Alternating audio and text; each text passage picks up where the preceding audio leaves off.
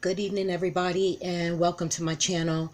And today I wanted to talk to you about the death card. And I just want to hold it up for a second so you can look at it.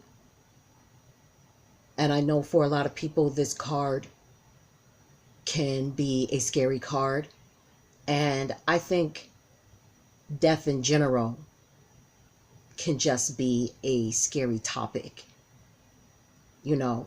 And when you look at this card, you see that there are people that are falling out, or a person has already fell out or died. Looks like someone else is on their way. You see a child there, and the child looks okay. And then it's someone of age, of experience, looks like the Pope or whatever, could even be pleading or pleading with death. And I think that is what most of us do in life. Like, we plead with death, even if it's on a subconscious level. You know what I'm saying? Like, we run from it, because we don't understand it. We don't really know what it is. And because of that, we don't prepare for it, or we only see death only on one way, one level. We don't see it in its entirety as to what death really is, or what it really means, other than just the transformation or the transition or the passing away of your body to where you're not here anymore on a physical level, but what it can mean as well as just even the ego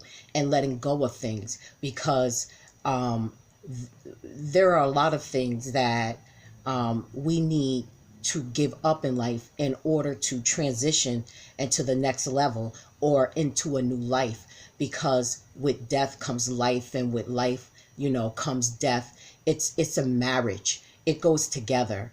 There isn't one without the other. You have your four seasons. You have your winter, spring, your summer, and your fall. And when the spring comes around, new things sprout. New things come about. When the winter time comes around, you know um things die. You watch a transition. You watch. And it's funny how, before winter comes around, when you see autumn, and when you see um fall, and you see all the leaves. If you live in a place where you see the transition, like I live on the East Coast, you know what I'm saying? Like, I live in New York, upstate New York. So, if you live in a place where you see the transition, and you see the transition of the leaves and the beautiful colors, and how expansive it is, and just how beautiful it is.